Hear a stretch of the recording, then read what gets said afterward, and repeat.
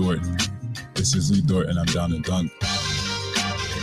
This is Lee Dort, and I'm down to Dort. I'm Josh Giddey, and I'm down to dunk. Hey, this is Kenny Hustle, and I'm down to dunk. I'm Darius Baisley, and I'm down to dunk. I'm Mike Muscala, and I'm down to dunk. This is Poku, and I'm down to dunk. I love cereal. Captain Crunch, Cinnamon Toast Crunch, Cracklin' Oat Bran. Oh, I can have these. I'm going to share with my team, but I'm going to hog most of them. Welcome to Down to Dunk. I'm your host, Andrew Schlecht. We're part of the Athletic Podcast Network. You can go to theathletic.com/down to dunk and get the Athletic. $1 a month for 6 months. I think that's still true. Could do it. With me, as always, on Wednesdays, but it's feeling like a Thursday, we've got Alex Spears. Alex, what's up? What's up, Andrew? What's up, bro? Did you go to the game last night? I was there, man. Good seats. Jay was courtside. Jay sat courtside. He was sending us pictures where it looked like he was 3 feet away from the Thunder bench. He was. I went over there and stood next to him for a little bit, and you're just right there with all the guys, all the bros, all the Thunder bros. Literally, the entire recognizable team is sitting there in street clothes. Honestly, how did they fit all of them? Are there guys sitting in the second row? Second row. Yeah.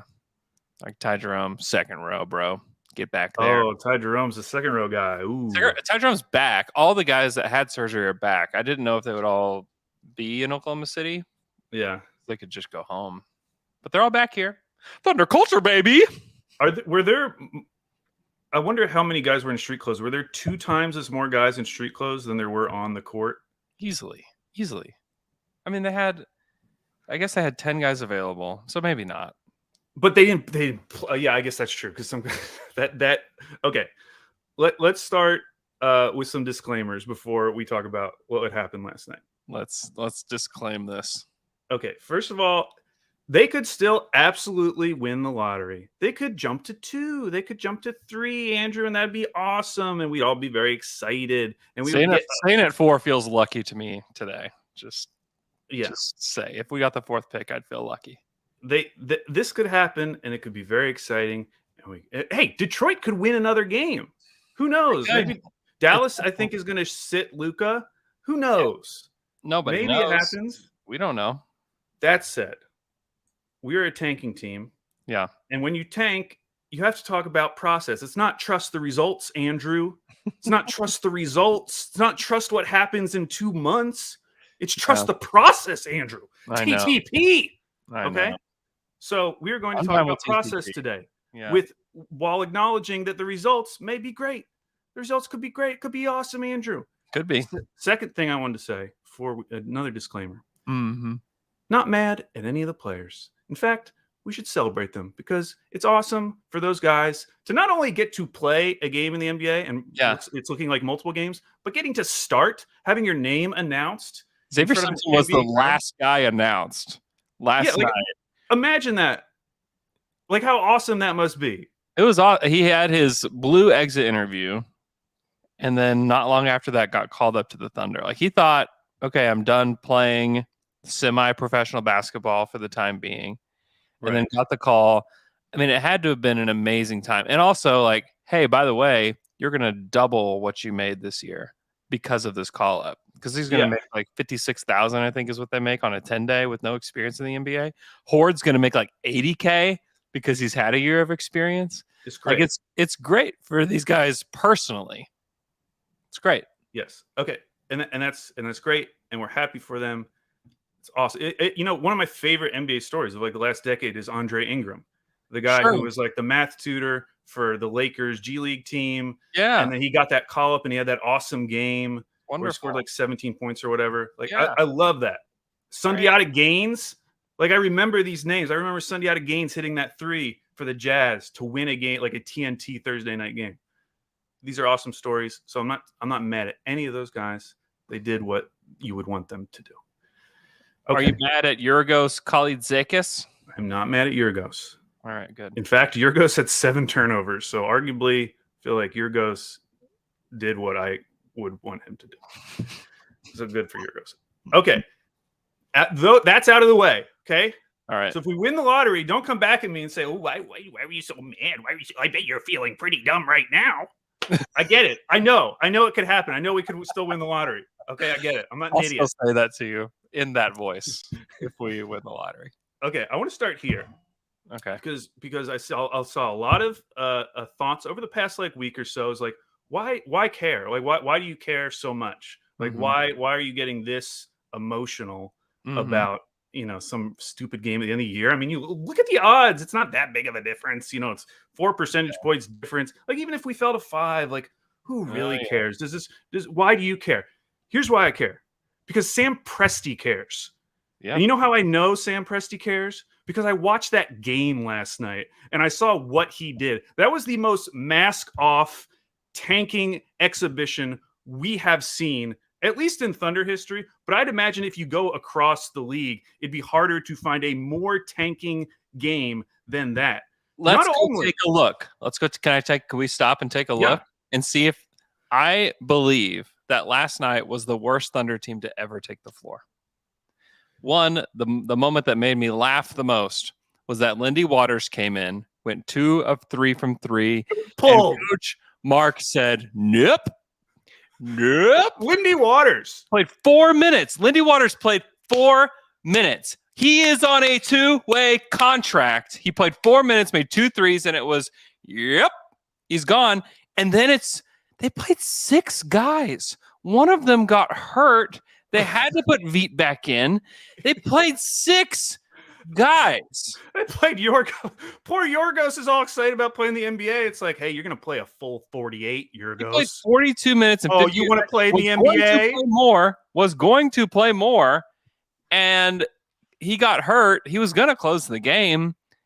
I mean, you look at the tanking board, and every single lever was pulled. Everyone was pulled. It was amazing. And you don't do that unless you care. Unless you're tanking. If you don't care, everything in your office after this is over. Yeah. If you don't think that those 4 percentage points are that important, guess what? You play someone like Poku. We didn't even see Poku. They didn't play Shai Maladon, who we don't think is an NBA player. Yeah. So if you don't care, that's great. But Sam Presti definitely does care. If you don't think 4 percentage points are that big of a difference, clearly Sam Presti does, based on what he did yesterday. They had 10 guys available. They could have run a regular rotation. They played the 6 worst players they could find. Maybe quite possibly 6 of the worst players in Thunder history. Didn't you say you found another bad lineup? What was the other game? Oh, I was just looking and just to see, like, going back, what are these lineups worse than what the Thunder played last night? I thought about, what about the Plagues of Egypt season, right? Yeah, that game against Denver. Didn't they beat Denver? They beat Denver. Let me tell you who the lineup was and tell me if you think they would beat last night's Thunder team.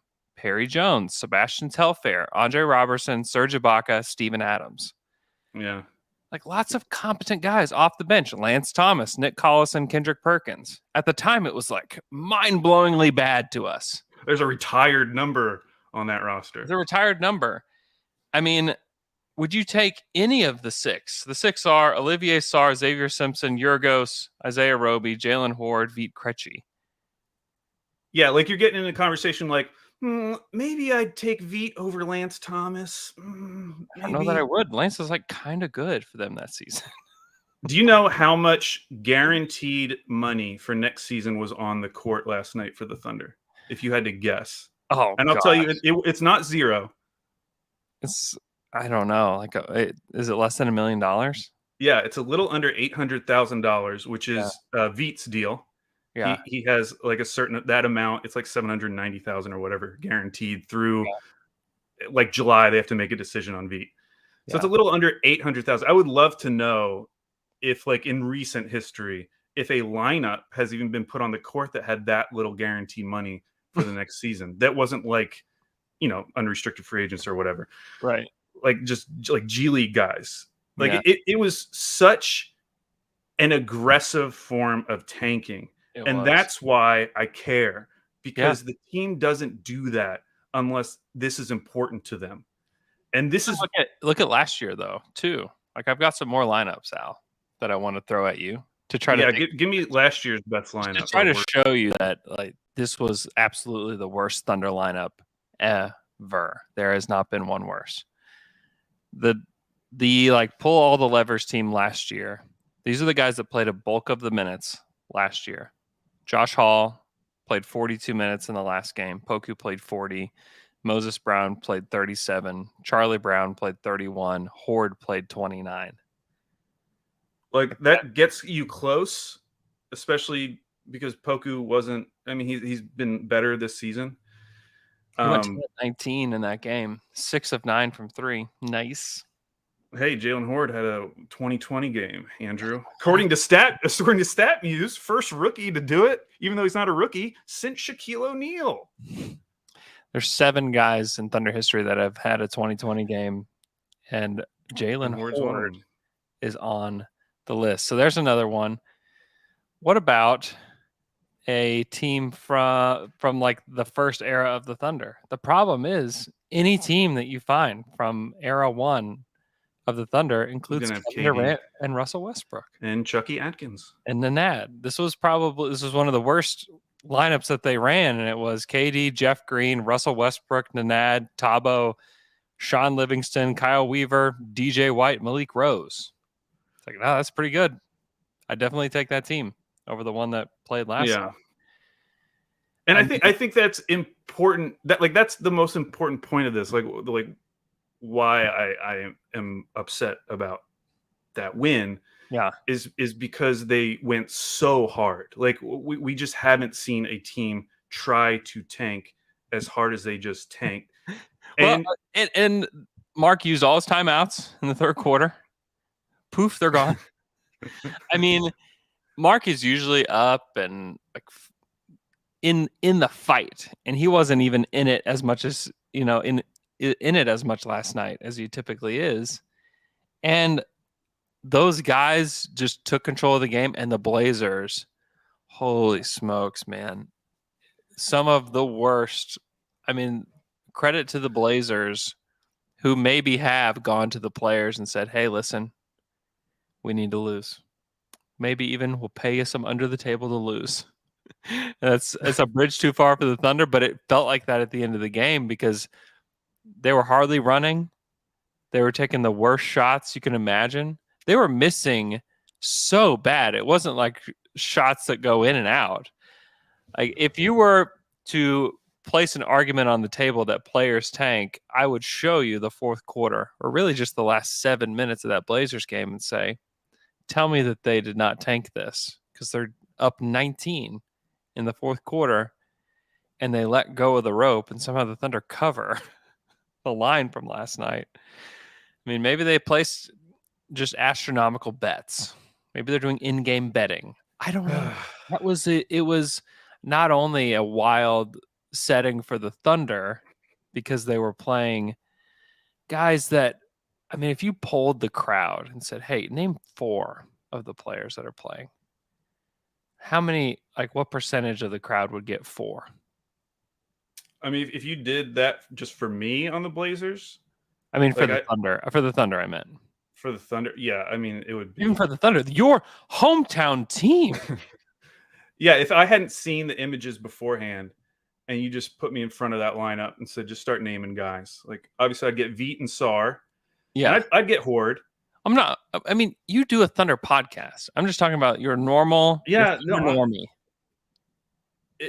And this is why, like, it's important to point all this out, because I think there still are like Homer Thunder fans who coming into before last night, could tell themselves, well, this is what we have to do. Like, our players are injured. Like what else are you going to do? I truly believe that there are some people who think that, as if like every spring in Oklahoma City, when flowers start to bloom, 75% of the Thunder's roster just gets decimated for some reason. Like, we all know what's going on, but it wasn't until last night where it was undeniable Yeah. Like, you put all your cards on the table beyond a shadow of a doubt of who you are and what you are trying to do. Mark The said it Thunder were pre-game. trying to lose that game last night. He said it pre-game. Like, I'm not going to play the rostered players. He said that. Like, I'm not going to play the rostered players. We've seen enough of what we need to see from the rostered players. We're not going to play them. We want to get a sample on these other guys, and holy smokes, they got a sample. All right. Sample. And again, you don't do all that if you don't care. If you're like, oh, our culture is going to see us through, I'm not worried about individual ping pong balls, then you don't do that. Then you don't sit Teo. They sat Teo. They dressed him and didn't play him. Teo, who's fighting for his NBA life. Yorgos gets hurt. You had fresh guys on there, and they're like, we'll still go Veet. Still go Veet. You know, no, Poku. It's fine. Veet came in and at 3 like immediately and was of course he did. So pumped. The one thing I do love about Veet is that he has the best facial expressions. Like, if you get a chance to just watch Veet's facial expressions, gold, pure gold. And hey, it wasn't all lost. Like, I mean, it was, but watching Shai and Baze on the sideline, dude, being that engaged in game 79 or whatever it is on just like a terrible team, like arguably the worst lineup we've ever seen from the Thunder. Like, that was the one like saving grace from this. Yeah. Because if I was in his position, I would just be like completely slumped in my chair. Like, why do I have to watch this? And Shai is right now, he's walking on air. And I don't know exactly why, but he like, he feels like he owns everything around there. Like, he's being goofy. He's enjoying himself. Like, he's enjoying every second of it. He went up before the game, and I tried to get as much of this as I could, because he went up and like talked to the crowd, like, thanks for a great season, blah, blah, blah. You know, he gets up to the mic and he grabs the mic and he's just like hitting it, just like, mic check, yo, mic check. And he just keeps hitting it over and over again, like, just being so goofy. And it was like, he is legitimately just really enjoying himself. And people are like, oh, we got to get Shai out of there. This is horrible. He is loving it. The guy hits the half court shot. He is jumping up, ecstatic. He is pumping up his Reba shirt. I don't know why he's doing that for the $20,000, but like, whatever. Like, he just thought that was Reba who had taken the shot. The guy did have long hair. He have really long hair. Yeah, I mean, Shai and the whole, and he leads that whole group. Like, they're all really pumped, and that is definitely like the silver lining of last night, is that like the real guys are still excited. However, if this ends up being that they fall to 5 in the reverse standings, it's disastrous, because then like pick 9 is at play. Pick 9 is at play. And all it takes is one win. Obviously, they have the back-to-back against Utah tonight. I'm feeling good about that one, because Utah just needs to blow someone out. They had a players-only meeting. Feeling good. And then the Lakers, you hope that LeBron comes back and wants to set the scoring record all by himself and just score 100 points on us. Yeah. But that's a risky one, because they could just sit their players. Nothing matters anymore. And the same with the Clippers. Like, it is such a thin margin. Now, the one thing that makes me feel better, and part of the reason why I was so excited going into yesterday's game, was that they did finally go. Like, they pulled all the levers. Like, they actually did it. And so I was like, okay, if we can get out of this game, like, we're golden. Yeah. Because there's no way this team is winning another game. So, like, we probably shouldn't worry about falling to 5. But how can you not when a team comes back 18 points in the fourth? 18 points in the fourth. I know. There was a hidden drawer underneath the desk that had a lever that we didn't know about, and that was Yorgos. It wasn't enough. It wasn't. How was it not enough? And I mean, he is probably the worst player on the Blue. Is he? I mean, he had 7 I don't turnovers. say that with extreme confidence, but the way that he played, I say it with extreme confidence. I mean, I said this to Michele, but like I tweeted out that thing about like wanting to give a standing ovation, or I was going to give a standing ovation to all these guys when they came back for Thunder Legacy Night. Yeah. And I tweeted that in the third quarter, and I knew I was going to jinx myself. And so I was like, you know what? I know this is a jinx. I'm going to wait another 5 minutes. And OKC got a little bit closer, but then it ballooned back up to 18. And I had seen enough. Like that game was over. It was over. And even Thomas knowing turned to me and he said, "Is it okay to call this a Thunder loss?" I said no. No, don't ever call it a Thunder loss until it's over. Like, don't do it. I mean, that's like even knowing I could jinx it, I felt that confident at that moment. And then it was for a it to weird reverse game. that like that. It was a weird game because to see the score, you either have to where I'm sitting, you either have to look at like this little screen or you look up at the scoreboard. So it's like not right in front of you all the time as you're watching. Like I had no feel whatsoever for what the score was throughout the entire game. Like I would look up and like Blazers would be up 5 and be like, oh, okay, cool. Like, I had no idea. It was one of the weirdest games because it's the only thing that mattered from that game was the outcome. Yes, that is what is so important. Nothing else mattered. We're not developing Yorgos here, guys. There's no development last night. We're not developing Xavier Simpson. Yeah. That game was played purely with the goal of losing. Yeah. Purely. That was nothing to take away from it. Of both teams. Yeah. And that's why, like, when people say, start talking about Thunder culture, like the Thunder are just too competent compared to the other teams. I'm like, you know what competence is? Achieving the goal that you set out in front of you that you clearly are so desperate to achieve. Like, how is it competence to not achieve the thing that this team so clearly wants to do? Well, it's the blue. Like, this is all the blue. I feel like that meme with like the brain and it slowly gets to like a galaxy brain take. Yeah. Our galaxy brain take is going to ultimately be blaming this season on the Oklahoma City Blue.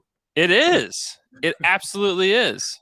They bring up any of these guys. Like Xavier Simpson has been on the blue for forever. He's like the team leader on the blue. Like he knows how to play Thunder basketball because he's played with the blue. And he's also played with all the guys he played with last night before. And it's the thing that's keeping them from reaching their goal. But it's also part of what they want in place to achieve future goals. I was just thinking last night that, you look at the Miami Heat and what they do and how they just bring these guys out of nowhere, right? Yeah. Max Strus. Like, anybody know who Max Strus was 3 years ago? No. But the Thunder have this really great G League system. It translates from, the blue to the Thunder. Great. It's all there. Everybody works together. There's harmony. Wonderful. They have yet to find a Duncan Robinson, Max Strus guy though. Yeah.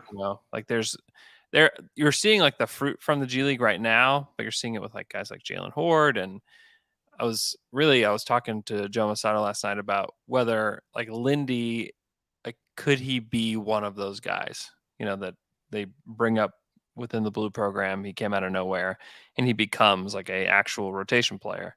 Yeah.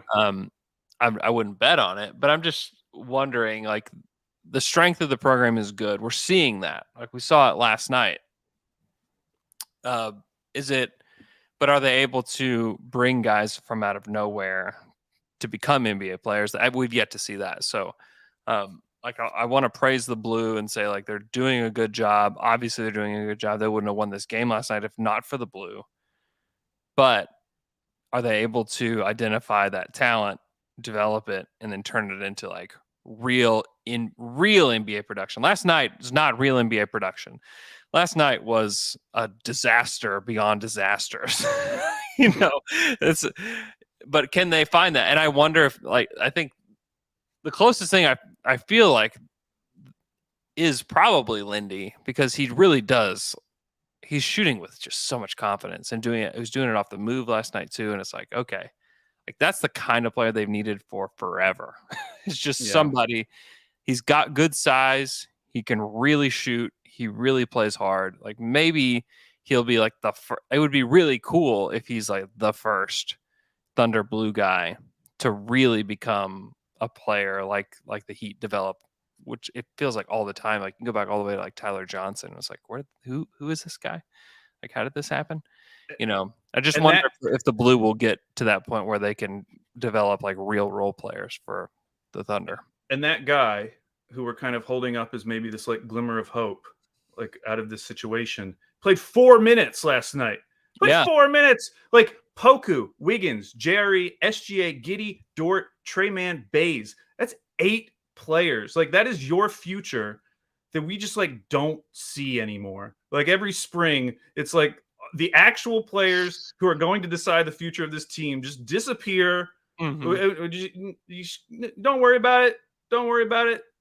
They're fine. We'll update you in a few weeks. No big deal. Like all these other tankers, like there's some real surgers, but then there's obviously guys like Trey and Giddey and players like that if they were pushing for the play-in spot, like those guys would be playing. Shai would probably be playing, but they obviously have the different goals they're doing. Like I was pushing them to do the right thing. What was that, 2 weeks ago? Yeah. Like they did the right thing. It just did not get the right results, but they did the right thing, certainly. Like I was quite proud of the moves that they made last night. I thought it was wonderful. Well, everyone on Twitter was dunking on the Thunder with that starting lineup. You were looking at that image just like, wow, that is really beautiful. I was slow clapping the image. Yeah.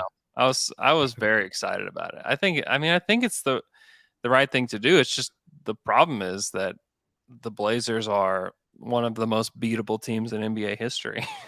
And I think like it hurt. It's like almost embarrassing.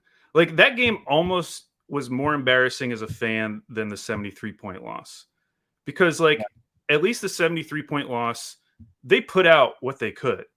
Like they played the guys that they had. I mean, Dort played in that game, right?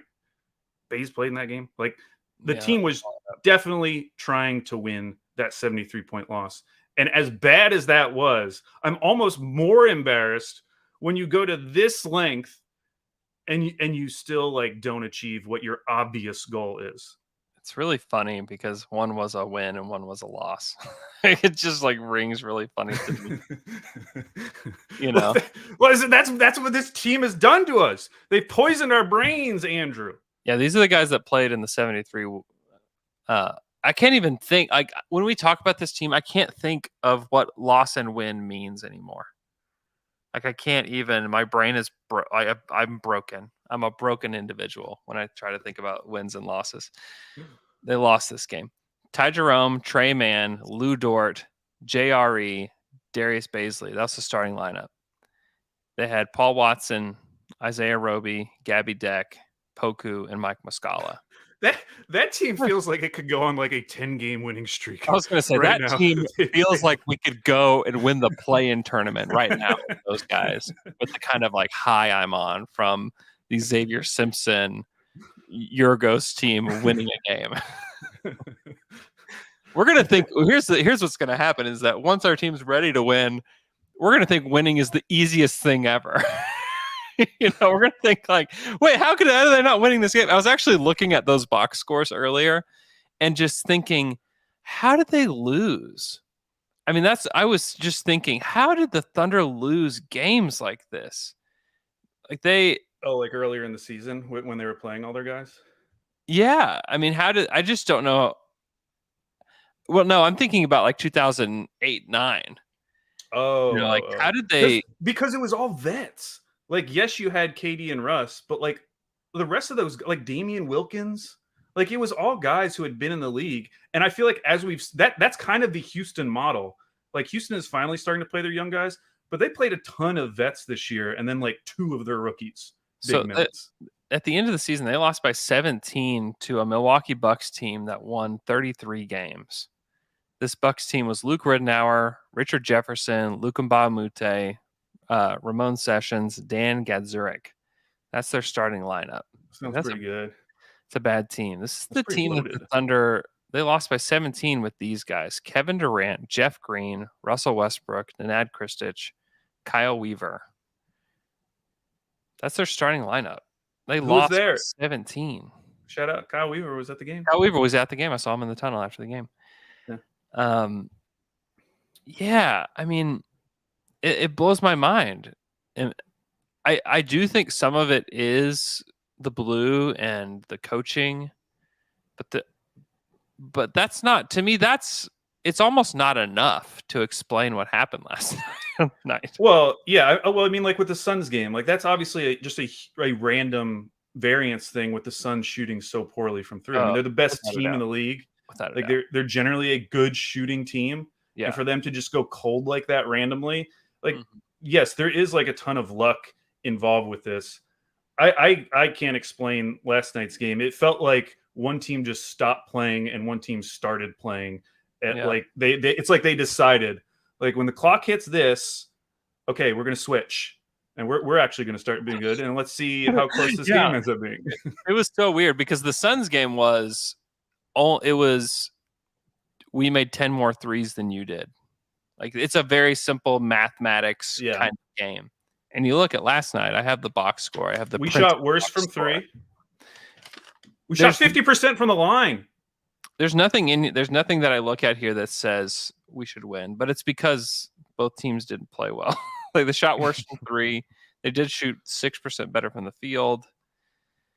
I mean, they shot more free throws, but they made less free throws. They have 5 more rebounds. They had 2 more offensive rebounds. It's just like, it just reads as a game they won by 4. Like, it's obviously a close game, but it was just really gross because it was 98-94. And you know? obviously, we would have wanted the team to take these risks. I mean, it's not really a risk, but like only playing 6 players. Like we were talking about that for weeks, like doing something like that. But when you win the game, it's very easy, like Captain Hindsight, to look back and be like, we could have been watching actual real players on this team and having the exact same outcomes. Like we could have played the players that we actually care about in the future against the Suns and won that game too. Could have had a Poku triple-double. We could have had back-to-back. We could have had back-to-back triple-doubles from Poku. Poku feels like he would have been the best player on the court by a mile. He would have dropped 50 last night. And is that good? Does it mean anything at all? I don't know. Poku does seem improved, but he did seem improved last year too. I don't know. I don't know what's real with Poku. I hope he plays summer league. I hope that he plays like this when he starts the season next year. Yeah, he's like the reverse of the rest of the Thunder. All the other Thunder young players, they just disappear in the spring, and that is when Poku blossoms. He rises. That's when he comes into his own every single year. He rises from the ashes. So my question for people who aren't upset, it's like, okay, let me figure out what would make you upset so that I can know that you care about something. And my question is, how do you measure success? Watching what the lengths they went to last night to obviously do the obvious thing. They're trying to lose. They're trying to lose a basketball game. Okay, so how do you measure success? What is your cutoff? Like, are you upset? You're obviously not upset that they are probably going to get the 4th worst odds. Okay, fine. Would you be upset if they got the 5th worst odds? Would you be upset if they got 6th worst odds? Like, what is the cutoff in a season where the plan so clearly, the desired outcome so clearly, is to get a top pick, is to optimize your odds? What would you consider a failure? And I'll ask you this, Andrew. Let's start with you. Like if they drop to 6th, would you feel like that is a definite 100% failure based on the goals of this season? No question. I would agree. No question it is. I mean, you put the fan base through like this really tough year.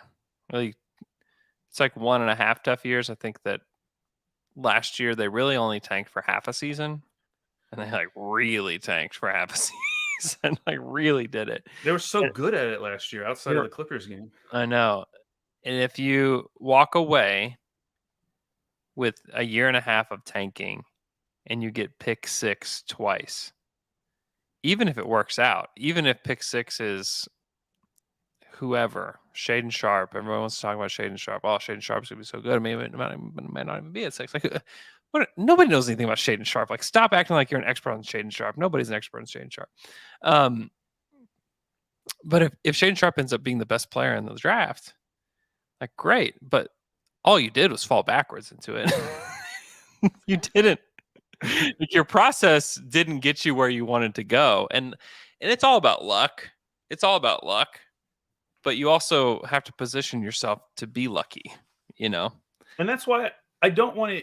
I'm just sick of hearing like, well, maybe tanking isn't this team's number one goal. They're also it's development. You can't watch last night and think that it's not. Yeah, you can't give me the development argument anymore. Like, this team really cares about, like, development is their number one absolute priority. It's not. It's not. Because if it was, getting a little extra time for some of these guys who haven't played together in months would actually be nice. We barely get to see, like, SGA and Giddey together. It's the most important pairing for the future of this team. Yeah. And we're not getting to see it. We're not getting to see, I mean, a ton of it. Like, Trey Mann, he barely played at the beginning of the season. He had like a nice little 20-game stretch. Poof, he's gone. That's all you get to see till next year. Yeah. Clearly right now development is not the thing. And that's fine. Like, I think they're doing the right thing. So do I. I think they're doing the right thing. I would not sit here and say, wow, this is so disastrous because they're doing the wrong thing. It's more that, like, I want people to judge them based on what they are obviously trying to do, as opposed to creating this, like, nebulous, like, no, they're actually really forward thinking and are trying to thread this needle between development and getting lower odds. Like, this team's tanking. This team is trying to lose games. They're trying to get a top pick. And by the way, they did everything they could to lose to the Blazers. They did literally. I don't know that there was another thing you could do, because I talked about it after the last Blazer game that they won. It was just, don't put Wiggins back in, don't put Roby back in, and people were like, "Oh, but you can't do that. You gotta play who's there." They did what I hoped that they would have done in that game last night. They did that. They didn't even put him in at all. They did that. They tanked. Dennis Todman, who is a Down and Dunk listener, he sent me some research that he did, and I wanted to share it, because another thing you hear, which, I mean, I've kind of said this before, but the idea that, like, does 4% really matter? Like, obviously great players in this league have been found at later picks. We know that. Like, great players have been found at every place in the draft. Yes. Tyrese Maxey, Desmond Bane, 2 recent examples. Awesome. So great. Middleton. But what Dennis did is he went on Hoops Hype, and he went and found their article about the top 20 players under the age of whatever it was. It was like 23 or 24. Maybe it's even under 25. He looked at those top 20 players. So these are the blue chippers. These are the players that we anticipate will be leading the league into the future, the next decade. Mm-hmm. Of those 20 players, 15, let me double check. 15 were top 10 picks. 14 were top 5 picks. 14 of those 20 that we all love: Luka, Trey, Ja, Tatum, Zion, LaMelo, DeAndre Ayton, Darius Garland, Anthony Edwards, Brandon Ingram, Evan Mobley, De'Aaron Fox, Scotty Barnes, Jaren Jackson Jr., Cade. Like, is Shai like one of the exceptions to this? Shai is one of the exceptions. The other exceptions, Bam, who's 14, Jarrett Allen, which Jarrett Allen's really Jarrett high on Allen's this like, list. Yeah, he's borderline on. I wouldn't put him on the list. I would say he's borderline based on some of the names behind him, but he is surprisingly high on this list. Jamal Murray, who was picked 7. Lotto. Yeah. John Collins, again, like, Cade's not on this list. This list was done a little while ago. So, like, yeah, let's get John Collins off that list, please. You'd obviously take Cade over John Collins. The point is that, like, the vast majority of the best young players in the league right now, the blue chippers, are coming from those top 5 picks. Look no further than last year's draft. Look at the top 4. Tell me if you would want one of those guys on your basketball team. They're incredible. Like what a draft. Yeah, and we may get another exception here at number 6. Great, but you don't build a team off of exceptions. You don't build a team and have a process off of whatever happens, happens. And they're clearly not doing the whatever happens, happens. If they were doing that, it would have been a completely different roster last night, a completely different, like it's not, they're not doing whatever happens, happens. And it's okay if you want to say that about the way that you're doing fandom right now. I completely identify with that because there's like, we have no control over any of this, and watching it can be excruciating at times. Like if you want to have that viewpoint, great. I think what we're trying to point out is like the Thunder clearly don't have that viewpoint. If they thought whatever happens, happens, you don't do what you did last night. Yeah, if you're going to say in Presti we trust, like trust your eyes. What did you see last night? What do you think Presti wants from this season? If you're going to say in Presti we trust, I trust Presti no matter what. Because a lot of people feel that way. I think he's a great GM too. Just look at what he does. Look at the teams that he puts out on the court and then work backwards and try to figure out what his goal for this season might be. Yeah, I know. You just now the good news. Let's talk about some good news, Andrew. The good news is that they probably aren't going to fall to 5. And I realize I'm jinxing this by saying that out loud. It's over. They're at 5. They're basically at 5 now. Thank you. It just happened. Yeah. And they're at 5. Wow. They didn't even play a game. I just checked the standings. They actually moved down to 5. Wow. But like based on what they did last night, because Portland, I mean, you got to give them credit. I mean, they are really going. What is it? I was about to say hog out. What is hog it? Out? Go hog wild. Hog They're going hog wild for no reason. Full hog out. Full hog out for no reason. By the way, look at the standings. They're not going to catch Indiana. No. So like they didn't even help them last night. No, it did nothing. They're going to end up in the 6th spot. It did nothing but just kind of screw over the Thunder. That's all it did. And from their perspective, like if you were going to make a bad culture argument, I think like based on what we saw from how that Blazers team played last night, you would say, "Oh, that looks like a bad culture." Look how those guys just like decided not to play. Like you're almost questioning whether they actually wanted to win. Like, guess what Blazers fans would say? Who cares? None of these players matter. None of it matters. We're gonna the best guy that played for the Blazers last night. Who, I mean. Okay, I'm trying to think. Okay, McLemore, Chris Dunn. Let's say Greg Brown because they just drafted him. Okay, that's probably and Keon Johnson. Those two guys, those are their like prize young guys under the age of 24 or whatever. Yeah, those guys are going to be like 12th, 13th men on that team next year. Those guys are not good, and they have like a great leader in Dame. They have a ton of other vets. They're probably going to trade for Jeremy Grant. Like that's why I like the culture argument. Like I just don't care. Because it's not going to matter. Like Portland's going to be fine, and that was disgusting, and they've been disgusting for like 2 months, and it won't matter. No, it won't matter. And it won't matter with the Thunder either. If the Thunder lost that game and they only scored 40 points. Yeah, would that be a sign of bad culture? But now all of a sudden that they win with these guys that never played in the NBA before, now it's, oh, this is amazing, good culture. But if the flip side happened, nobody would be saying that the Thunder have bad culture. Yeah, exactly. My 3-year-old is making an appearance on the pod. What is he mad about? What do you think about it? Hi, Dad. Hi, Dad. I want to watch your show. All right, we'll go find your mom. I don't have the remote. Did he say, I want to watch your show? Is he trying to watch us live on YouTube? Oh, no. Is he a subscriber? What is it? It's too loud. Arden, give us a sub. Go get her. Go find Arden, give us a like. Okay, go find her. Hit the bell, Arden. Close the door. I got to finish. You might have to take control for like 35 seconds. Okay. All right. 35 seconds. This will probably be cut from the pod. So if you have any questions, throw them in the comments. Oh, by the way, Deal Zone. Any board gamers out there, Target and Amazon right now both have buy 2, get 1 free board games, and they have a great selection. If you go and check it out, let me know if you need any recommendations. There's some awesome games on there, which would probably be cool.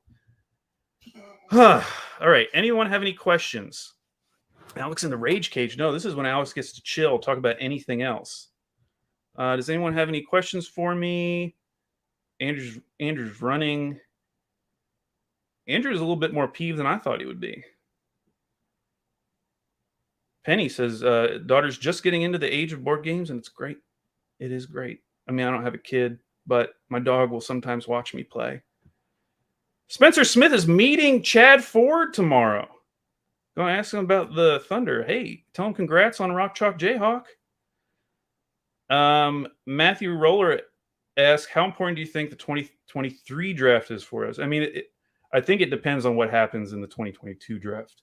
If we get lucky, we jump up, we get, Paolo, Chet, Jabari, we're going to feel awesome. We're going to feel great. And I would hope that the team would just kind of like let those guys run, see what happens next year. And in that case, maybe the 2023 draft isn't like the most important. Maybe we end up with like the 8th through 10th or 11th pick. And still we don't get really a good player there. you still get a good player. Yeah. And we're happy about it. If you fall though, like if you really did fall to maybe 9 is too far out to think about, but if you fall to like 7 or 8, yeah, you're feeling really bad. And you get a guy who you like, but it doesn't feel like he's even on the level of like a Josh Giddey.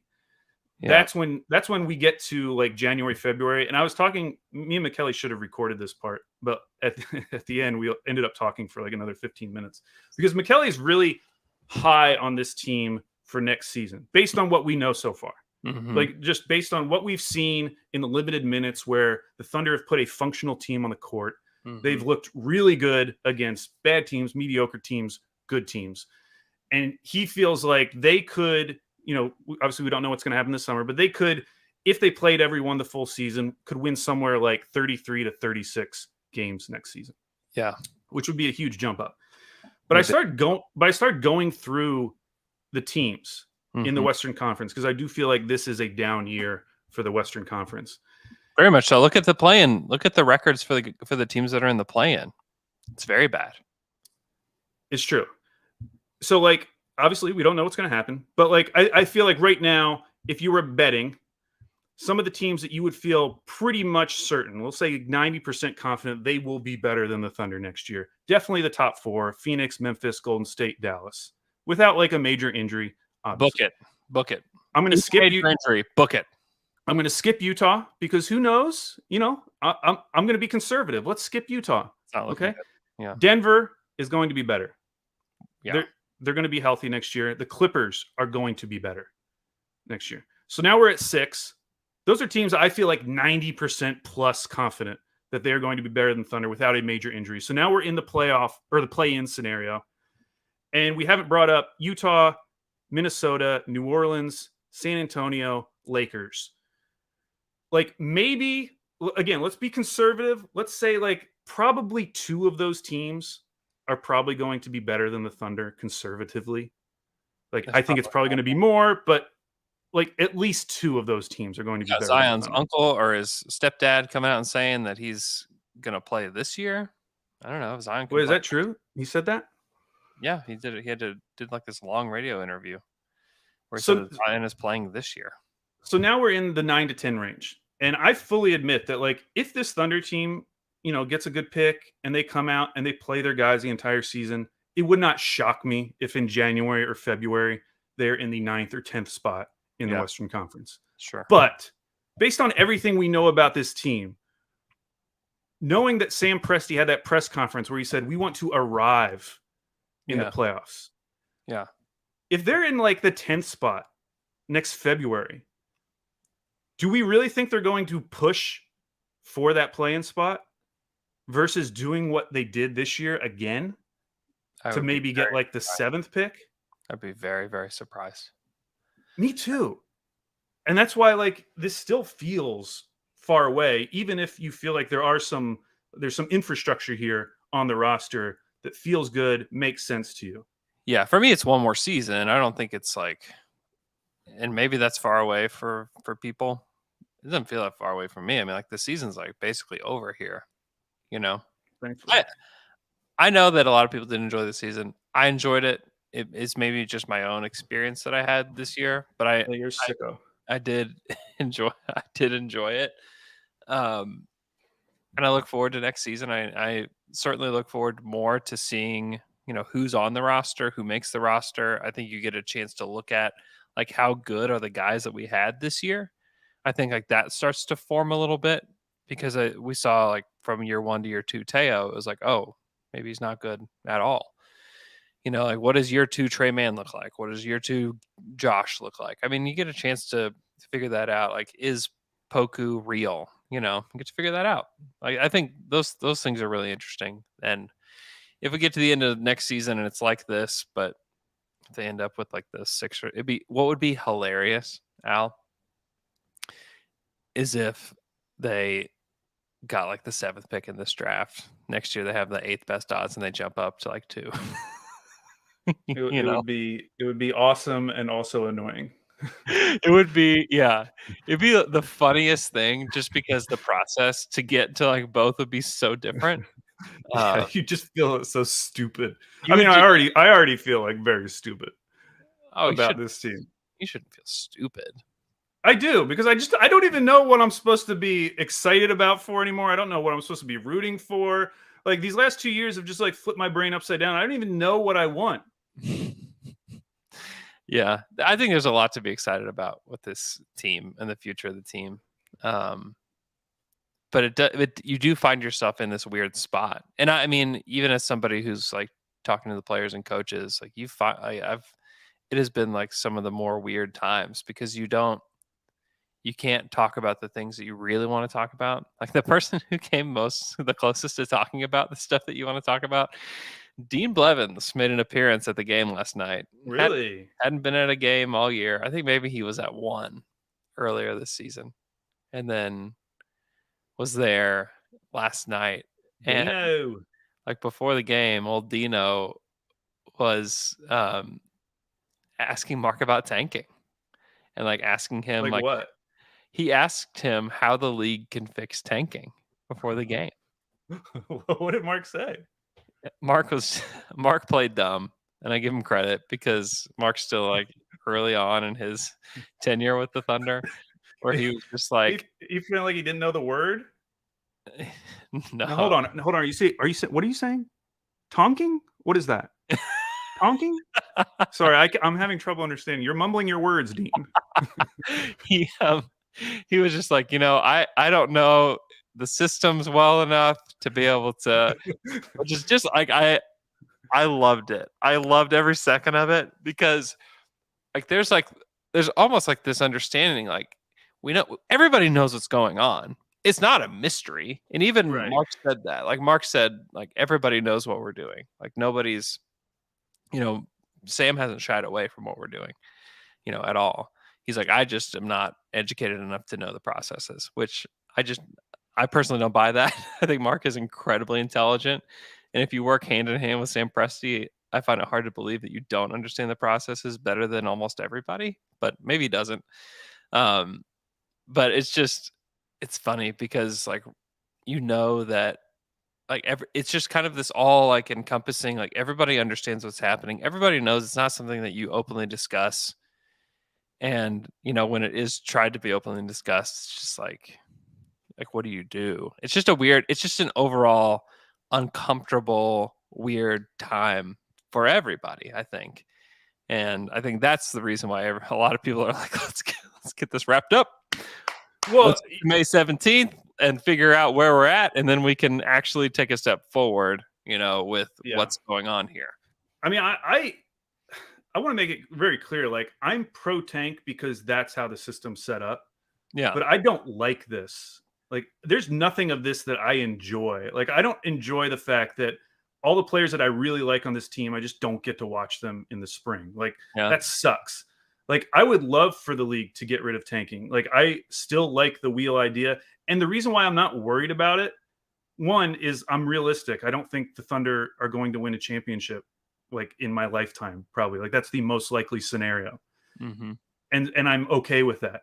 The other thing is that most teams don't win a championship. Like you look at all the NBA teams, right. most teams don't win an NBA championship. And the other thing is that like I trust this organization. Like I do believe in this organization, and no matter what the system is, I believe that they will do well in that system.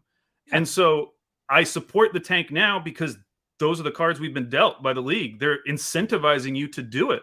Mm-hmm. They want you to do it. Like if they didn't want you to do it, they'd take it away. And they keep making these like small increments with the changes in the lottery odds. But we saw this year, like that's not actually stopping anything. Everyone was like, "Oh, maybe we didn't solve tanking, but we significantly reduced the threat of tanking with the play-in tournament."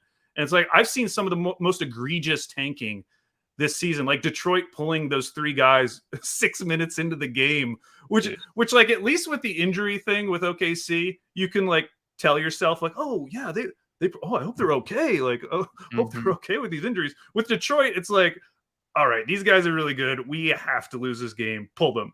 Get those guys out. Like there's no mask there. It's obvious to everyone what they're doing. And that sucks. It sucks. I don't like that the league is set up this way. And I would love for them to change it. But as long as these are the rules, it makes sense to me. Yeah. Yeah, I don't think anybody within the Thunder organization, I don't know this for sure, but I don't think you would ask any of them like, do you like the setup here? I don't think anybody would be like, yeah, this is awesome. Like we're loving this. We love doing what had to be done last night. Like I don't think anybody's in love with the system that's in place. But it is the right thing to do, you know. It is it is the absolute right thing to do. And that's why I don't hold it against Detroit. Obviously, I don't hold it against Houston, although I don't really feel like they've had to tank that much. Yeah. They've just kind of played their players, which is impressive in its own right. You know, putting together a team that you can just throw them out and they just win 20 games. Like that's kind of impressive. They just stink. Yeah, the Thunder have never lost less than 20 games, which is just interesting. And especially like if you believe that OKC's culture has not been damaged through this at all, which I think we all agree with that. Yeah, for sure. Like then you really shouldn't have any qualms about tanking under the current system because like tell me what the downside is. Like we saw Shai last night. He looked like the happiest guy in the world for some reason. Meanwhile, I'm at home, can't even watch the game because it's blacked out in Portland. And so I'm having to watch on this tiny screen as I'm in class. I had class during the game, so I'm trying to follow the lecture and watch this trash basketball game. and I'm looking over, and Shai's just having the time of his life. He was loving it. I'm like, what's going on in that guy's head? Which is good. It is good because I think one thing we did learn this year is like he's really, really good. And I think I would have said definitively before this past season that like Shai's not a number 1 guy. I don't know if I feel the same way. I feel like there's not that he is like for sure a number 1 guy, but I have like more of a sliver of hope that he could be. I don't disagree, but this is largely based on 2 like 25 game stretches over the last 2 years. Like he's played 91 games total. Like Shai needs to play 70 plus games in a season. Yeah. For him to be crowned in this way. Like you have to do it. Baby. 23-24. Get ready. Wait, that's not even next year. I know that. Andrew. Come on. Andrew. Sorry. Just be ready. He's going to be fully rested and ready for the 23-24 season. He's going to play until he's like 45. Take the league by storm. That's the long-term plan for Shai is for Shai to have an extended prime that goes till he's 47. Well, if he cares anything about NBA records, he has fallen behind, Andrew. Okay, all these missed games. All he cares about is winning. That's all he cares about. Is winning. I do think that's true. I think how excited are you for the season to be over? You're not going to any more Thunder games. I know. I'm actually a little sad. I actually very much enjoy going to games. I do enjoy it. I like getting to talk to like the local media people, which there's not a ton, but I enjoy that. I enjoy the people within the Thunder that I get to converse with. I enjoy seeing people on the road, that come in from out of town. Like I get to like really get to hang out with like some of my athletic colleagues, which is Yeah. pretty fun. It's great. I actually really enjoy it. So I just noticed that Andrew for the last 3 minutes has had a comment from Michele up on our stream that just says, "I trust Veet." Michele, get out of here. Go back to work. Oh man, it's awesome. It's so funny. I trust beat. No, I'm you know, I wouldn't say I'm glad that it's over. I enjoyed it. I That's enjoyed good. going and being at the games. We'll see how you feel after these next 3 games. On the road, late night games. Yeah, maybe I'll be ready after these games. Well, next week we'll know where the Thunder are. Yeah, we'll know where they're at in the standings. We still have over a month until we know where they will be in the lottery. Isn't that so brutal? It's tough. I wish they would just do the lottery like before the playoffs start. Hey, what do you think about this idea? For 2 weeks. So now you only have to wait 2 weeks. Mm-hmm. So after the season ends, you wait 2 weeks, you're getting in the flow of the playoffs. They start releasing the names from 14 to 1 backwards once a day. No. At noon. No. At high noon. Monday through Friday for 2 weeks, they do the top 10. Okay. 14 through 6, Andrew. Yes, keep listening. The final 4. I can't do math. Never mind. It would be the final 4. You do those on one showcased night where you know who the 4 teams are. And you're counting down each day. Each day you can do a podcast about who was selected that day. I would die. You would die? Yeah, just give me I like the way they do it now. You get a 30-minute TV show where it's just like, here it is, done. You just want to text. You don't like pomp and circumstance. You just want the NBA to text you directly. OKC got 6th. Yeah, I'd love that. Yeah, I'd love that. That would be great. I'd be fine with that. Well, next week we'll get to go over our over-unders, our bold predictions from the beginning of the year, which I'm going to go back and listen and check those out. I'll say right now, we both had a great one with Memphis. Yeah. Feeling great about that. They're very good. And in a week, we won't have to watch this team until next year. Not that we don't want to watch them, but in their current form, I just want to watch the other players. Which Summer League, arguably, our summer league team will be like significantly better than the team we watched yesterday, without a doubt. They'll be significantly better than the team we've watched for like the last 2 weeks. Yeah, they will. They will. I don't know if Josh is playing summer league. Who cares? I mean, we have 4 picks. Yeah. Maybe we end up, I would say minimum we'll come away with 2 players. Ray, JRE, Maladon, Poku. Those guys will play. Yeah. At least 2 rookies, probably. 2 rookies, like 2 or 3 rookies that we're excited about will play. Like that's exciting. I'm excited about that. How can I talk you into coming to Vegas? When is it? July what? July 6th, I think, is the first day of summer. Think about it. It's so hot. I do really bad in heat. There's so many air-conditioned places, though. It's so hot. It's so hot. If L-Man will go, I might go. L-Man's going. L-Man's going for sure. I'm pretty sure. That would be pretty fun. Yeah. We could do a Down to Dunk live. Seriously, that's the thing, is that we can do Down to Dunk live on the concourse of the arena. I can set it up. Luke just screaming on a concourse. Isn't that what we all want? Yes. Yes. I can't wait. Yeah, we got to get you to Vegas. It's fun. So fun. Okay, that's all. Thanks so much for listening to our podcast today. We appreciate everybody joining in on the stream. And we'll have another podcast for you on Friday. We'll have another game to talk about, thank God. And we will talk to you guys again then.